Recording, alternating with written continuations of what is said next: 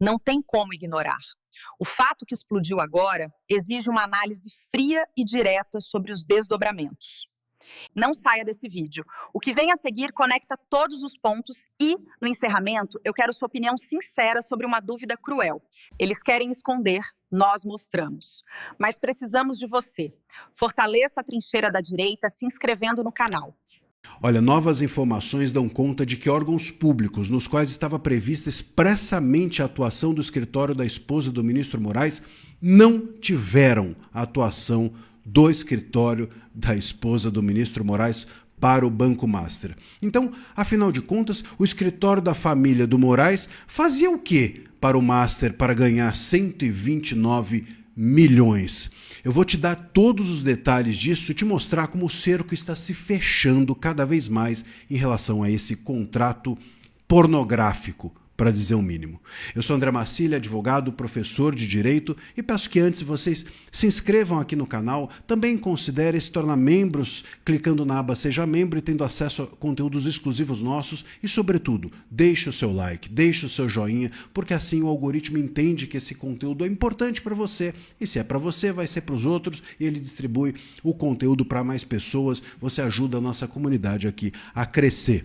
Muito bem, esse contrato, primeira coisa, o contrato da esposa, do escritório da esposa do ministro Moraes e filhos dele dão conta de que a atuação seria na Receita Federal, no Banco Central, no CAD, na Polícia Federal, na Fazenda, enfim, uma série de lugares. E como a esposa do ministro Moraes, como os seus filhos, como os advogados do escritório não vêm a público explicar do que afinal se tratava esses 129 milhões para eles atuarem, 3,6 milhões por mês, como eles não explicam a razão desse contrato, que não faz sentido dentro do mercado jurídico, ninguém ganha um troço desse, ninguém ganha um volume desse, é um contrato, repito, pornográfico, do ponto de vista de valores, não existe isso no mercado, como ninguém explica, e como o sigilo máximo, o sigilo master, foi imposto pelo ministro Toffoli no STF, e ninguém mais tem acesso a nada a respeito desse caso, a imprensa começa a ter uma boa ideia, que é assim, eu não sei, então, o que foi feito pelo escritório, né? Então eu vou descobrir o que não foi feito. E começa a buscar os órgãos e perguntar, teve atuação aqui do escritório do ministro Moraes? Alguém atuou para esse órgão? E aí as informações começam a aparecer. E foi exatamente isso que ocorreu. A imprensa buscou o CAD e o CAD falou assim, aqui ninguém atuou. Aqui a esposa do Moraes não atuou. Ninguém desse escritório tem registro aqui. Foram no Banco Central, a mesma coisa. Olha, aqui a esposa do Moraes não atuou. Aqui ninguém desse escritório tem registro. Não há nenhum acesso ao Banco Central e ao CAD de pessoas relacionadas a esse escritório. E aí começa o cerco a se fechar, porque se o contrato previa 129 milhões para atuar nesse e naquele lugar, naquele outro e naquele outro, e esses lugares não têm atuação, então para que servia afinal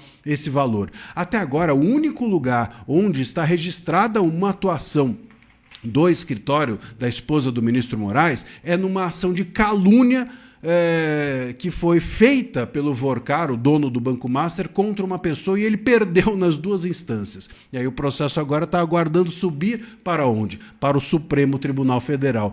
Provavelmente essa deve ser a grande chance deles. Então, quer dizer, o cerco se fecha no sentido de que se ele não atuou aqui e ali, não justifica o valor. O valor já é injustificável mesmo se tivesse atuação. Agora, não tendo atuação, afinal de contas, então qual era o serviço? E essa é a grande questão. Porque se o serviço não aparecer, vai ficar muito difícil justificar que não havia por trás desse contrato pelo menos uma intenção de buscar-se algum tipo de acesso privilegiado aos tribunais superiores, em especial ao STF. E isso é muito constrangedor, é imperativo que venha a público imediatamente alguém desse escritório e explique qual afinal era essa atuação.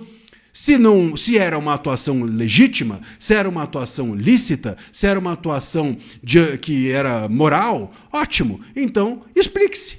Porque se ninguém explicar e ninguém investigar, e a gente sabe que nenhuma dessas duas coisas vão acontecer, a imprensa vai começar a descobrir onde eles não atuavam. E se eles não atuavam em lugar nenhum, ficará claro que havia um interesse ou algum tipo de atuação nesse sentido de dar-se privilégio ao master, aos tribunais superiores, aos ministros, e isso é muito constrangedor. Se a imprensa for fazer esse papel, é bom que o escritório apareça imediatamente e se explique, se é que é possível explicar alguma coisa. Agora responda aqui embaixo o que você achou sobre tudo isso. Vou ler e responder a todos. Até a próxima!